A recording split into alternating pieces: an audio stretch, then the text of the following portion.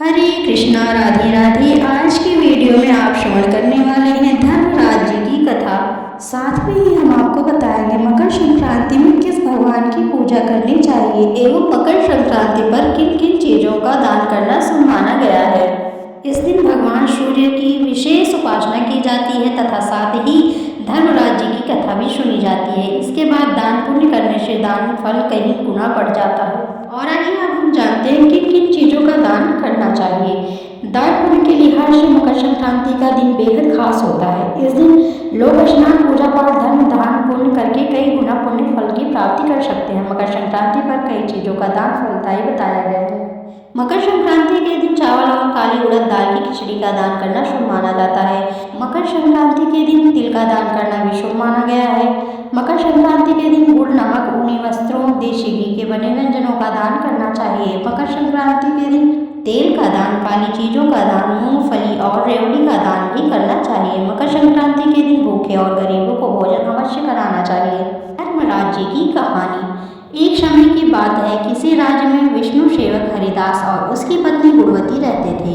गुणवती बहुत सुशील और भगवान विष्णु की परम भक्त थी। वो एक पतिव्रता स्त्री थी। उसने प्रायः सभी प्रसिद्ध देवी देवताओं के व्रत आदि किए। एकादशी आदि का व्रत नियम पूर्वक किया, परंतु धर्मराज जी की पूजा उसने कभी नहीं करी थी। अतिथि सेवा से वो कभी पीछे नहीं हटती थी। इस प्रकार सदाचार तथा धर्म परायण से वो अपना जीवन व्यतीत कर रही थी।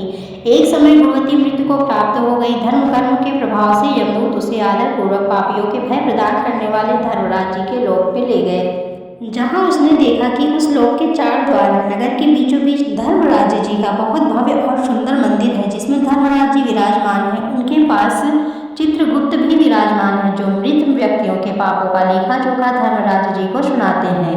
यमराज जी के दूत गुणवती को वहां ले गए। जैसे ही गुणवती ने धर्मराज जी को देखा, वो भयभीत होकर कांपने लगी और नीचे मुंह करके खड़ी हो गई। तब चित्रगुप्त जी ने धर्मराज जी को गुणवती के पाप और पुण्य का लेखा जोखा सुनाया।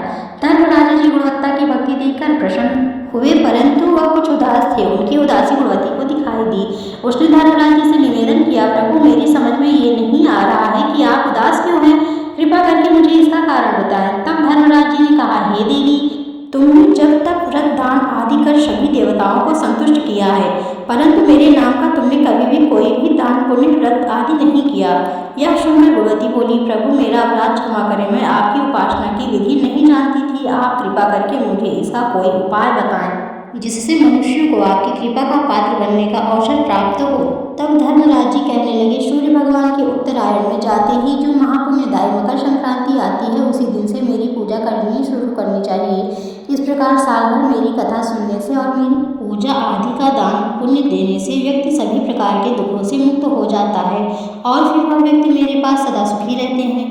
यह सुनकर गुणवती ने धर्मराज जी से प्रार्थना करी, हे प्रभु, यदि ऐसी बात है तो मुझे इन यमदूतों से छुड़ाकर फिर से संसार में वापस भेज दीजिए, जिससे मैं आपकी कथा का प्रचार कर सकूं। गुणवती की यह प्रार्थना सुनकर धर्मराज जी ने गुणवती को धरती लोक पर वापस जाने की स्वीकृति दे दी। उसी समय गुणवती के मृत शरीर में प्राण वापस आ गए।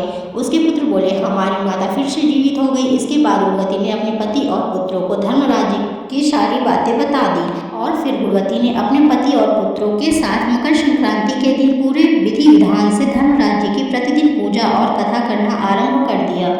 साथ ही साथ दान पुण्य कर्म करना भी शुरू कर दिया। इस प्रकार गुणवती ने साल भर कथा सुनी और वह सभी सुखों को भोगने के बाद जब मृत्यु को प्राप्त हुई तो स्वर्ग में देवताओं ने गुणवती का आदर सत्कार किया। हे धर्मराज जी, इस कथा को कहते, सुनते और हुंकारा भरते सब पर अपनी कृपा बनाए रखिएगा। सूर्यदेव की जय, धर्मराज जी की।